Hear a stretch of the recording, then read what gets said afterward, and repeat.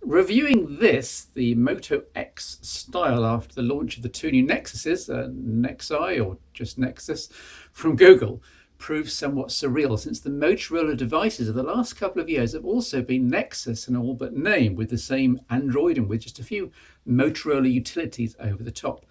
Putting comparisons with the Nexus 6P and Nexus 6 in particular definitely in the frame. And I venture to suggest the X style might even come out on top, despite being cheaper in most markets. The Nexus 6 was too large, everyone now agrees, no matter all its other lovely features. The new 5X is a little too unambitious, while the 6P has, shall we say, unique styling. So why not consider this the Moto X style in the same vein for anyone who's Android through and through? This device's very name in the USA is the Moto X Pure Edition, perhaps emphasizing that it's virtually untouched from Google's vision for the UI and applications. Plus, it's 5mm shorter and crucially 7mm narrower at 76mm than the monster Nexus 6, 83mm, all while delivering a gorgeous screen that's less than 0.3 inch smaller on its diagonal.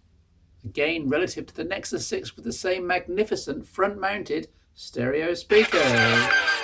Here's a demo. Again from the late 70s, I think. This is Jean-Michel Jarre. Wonderful quality. And in full stereo. Very, very crisp. Very, very crisp and pretty loud. So this should be all win then. This is the sister device, the Moto X Play, which I reviewed back in Phone Show 258.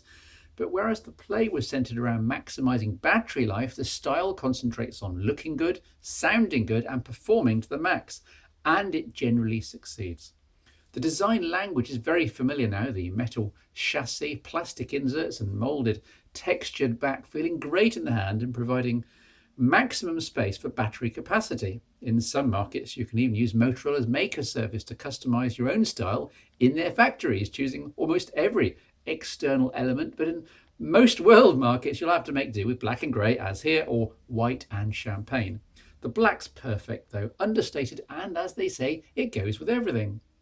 Around the rest of the frame are Motorola's trademark thin side buttons, a quick charge 2.0 compatible micro USB port, a 3.5mm headphone jack on the top, and a single pop-out tray combining micro SIM and micro SD.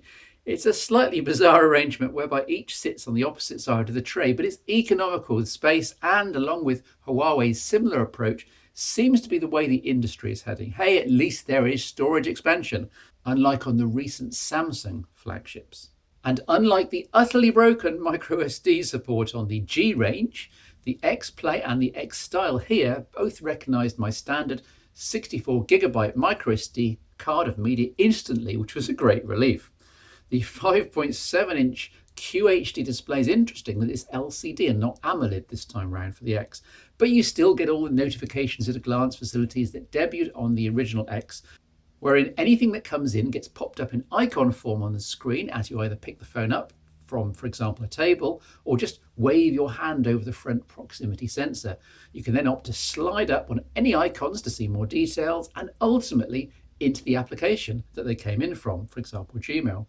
QHD is becoming de rigueur on any screen of over 5.2 inches and sounds over the top until you realise that it's just 1440p, i.e. less than half as much again in terms of resolution over the established 1080p displays of most top 5-inch screen smartphones.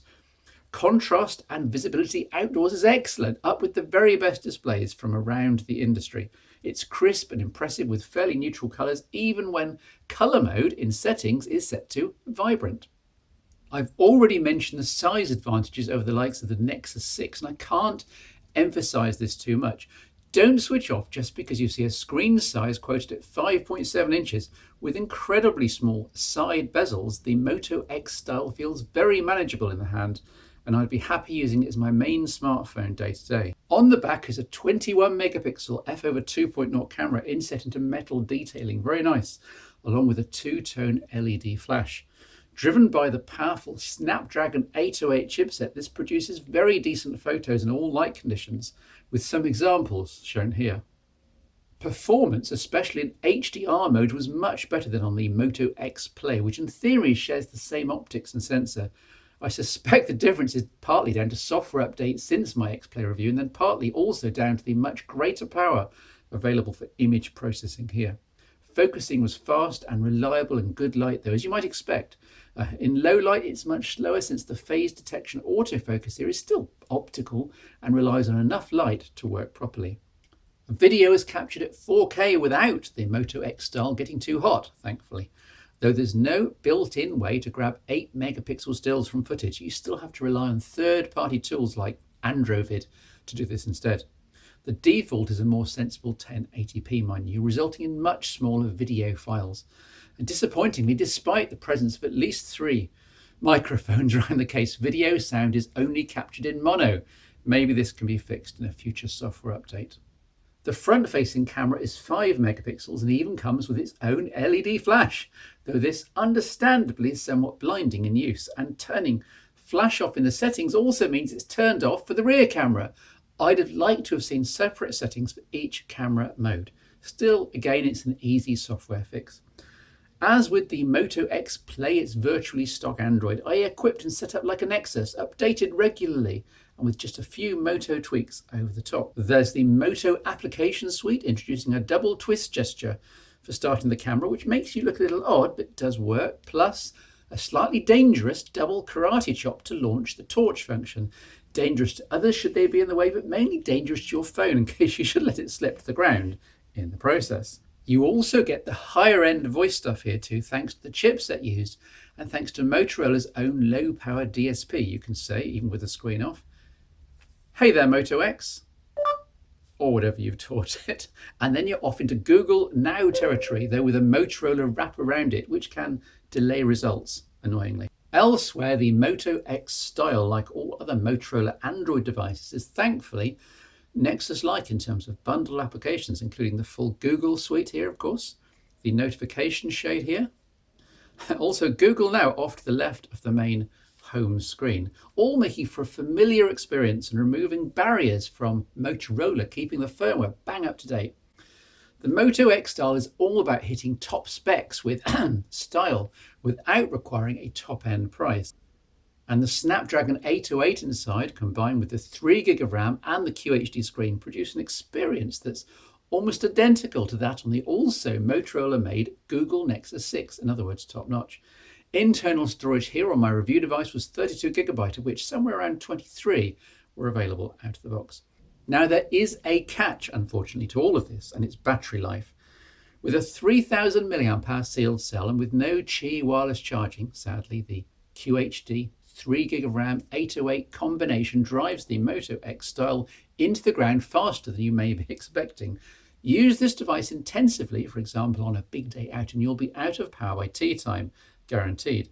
Now, wireless charging would have helped by letting you achieve quick top-ups with no inconvenience, but Motorola has a different plan. It has given the X style turbo power, effectively Motorola's name for Qualcomm Quick Charge 2.0. Using higher voltages in a very controlled way from a compatible charger to help charge the phone battery much more quickly. There is one big omission here, of course, compared to other flagships. There's no fingerprint or other biometric security feature. This doesn't prevent you from getting involved in Android Pay and other similar schemes, but it does mean that you'll have to use, for example, a PIN on the screen, and then you're not really saving time in a shop checkout compared to a debit card.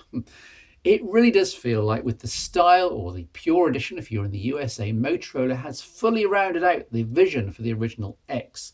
The form factor, the capabilities, the software loadout, the imaging, the media playback are all stunning, especially for the price. In the UK, the Moto X style retails at about £360, including VAT, significantly undercutting a number of big brand competing flagships. With the caveat that you'll need to be prepared to do a little plugging in each day for turbo power top-ups, it's hard to think of a better all-round package than this, the Moto X style, and its terrific value overall. Recommended.